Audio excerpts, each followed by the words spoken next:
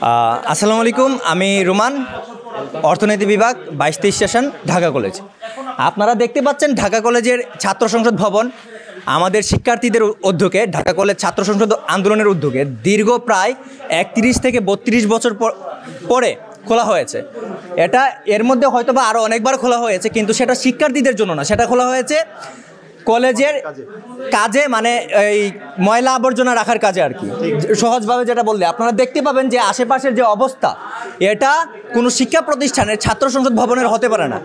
ডাকসু বন্ধ থাকার পরেও, ডাকসু নির্বাচন বন্ধ থাকার পরেও কি একটা পরিবেশ ছিল। আর ঢাকা কলেজের ছাত্র সংসদ বাংলাদেশের যাকে থার্ড পার্লামেন্ট বলা হয়, যে ফার্স্ট পার্লামেন্ট হচ্ছে ঢাকা আমাদের সংসদ ভবন, সেকেন্ড পার্লামেন্ট ঢাকা ইউনিভার্সিটি এবং থার্ড পার্লামেন্ট বলা হয় ঢাকা কলেজ ছাত্র সংসদকে। আর এই থার্ড পার্লামেন্টের যে অবস্থা, এই যে ময়লার আবর্জনা, ময়লার স্তূপ, এটা থেকে সত্যি বলতে আমাদের অনুভূতি অত্যন্ত খারাপ, মানে যা বলার বাইরে। আমাদের শিক্ষকরা এখন পর্যন্ত ছাত্র সংসদ নিয়ে তেমন কোনো কার্যক্রম করেনি।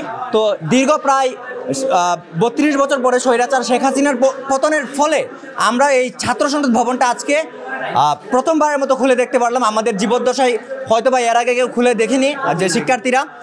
আর ঠিক একইভাবে আমরা চাই যে ঢাকা কলেজ ছাত্র সংসদ নির্বাচন খুব শীঘ্রই অনুষ্ঠিত হবে। আমাদের টার্গেট হচ্ছে কি এই মাসের মধ্যেই যেন নির্বাচনের রোডম্যাপ প্রকাশ করে, এবং আমরা ইতিমধ্যে আমাদের ঢাকা কলেজের প্রিন্সিপাল অধ্যক্ষ স্যার আমাদের ভালোই পজিটিভ, ওনার কল্যাণে 3 সদস্য বিশিষ্ট একটি কমিটি গঠন করবেন বলে জানিয়েছেন, এবং সেই কমিটির কাজ হবে আমাদের যে আগের ছাত্র সংসদের যে আইনগুলো ছিল, যে নিয়মকানুন ছিল, ওইগুলোকে খুঁজে বের করা, এবং তারপরে সেই কমিটি নিয়ে তারা কাজ করবে কিভাবে পরবর্তীতে সেই ছাত্র সংসদের আইনের যে সংশোধন আছে এবং যে প্রসেসগুলো করা লাগে রাজনৈতিক সংগঠনগুলো নিয়ে সেই কাজগুলো করবেন। ধন্যবাদ।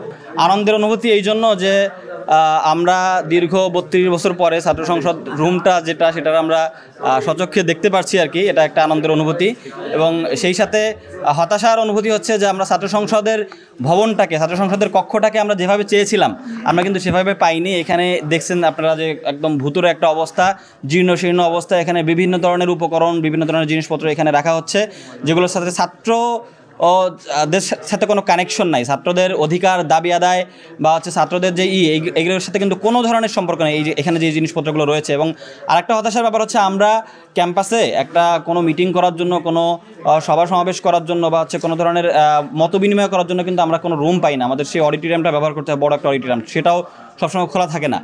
ছাত্র সংসদ নির্বাচন না হলেও এই রুমটা যদি আমাদের জন্য উপযোগী করে, ছাত্রদের জন্য উপযোগী করে এটা অনেক আগে খোলা হতো, তাহলে কিন্তু ছাত্রদের যে সমস্যাটা, ছাত্রদের যে বিভিন্ন ধরনের মত বিনিময় করতে হয়, বিভিন্ন ধরনের আলোচনা সভা করতে হয়, আমরা কিন্তু আমাদের দৈনন্দিন কাজে এই রুমটাকে আমরা ব্যবহার করতে পারতাম, কিন্তু সেটাও করা হয়নি। আমরা প্রত্যাশা করব যে অনতিবিলম্বে এই রুমটাকে ক্লিন করা হবে, এবং ছাত্র সংসদ নির্বাচন যেদিনই হোক এখন থেকে ছাত্রদের কাজে, ছাত্রদের দাবি আদায়ের লক্ষ্যে, ছাত্রদের অধিকারের কাজে, ছাত্র সংশ্লিষ্ট যে সকল কাজ আছে সেই কাজগুলোর জন্য এই রুমটাকে উন্মুক্ত করা দেয়, এবং সকল ছাত্রদের জন্য এটা ওপেন অবস্থায় থাকে, তারা যেন তাদের কাজগুলো এখানে করতে পারে।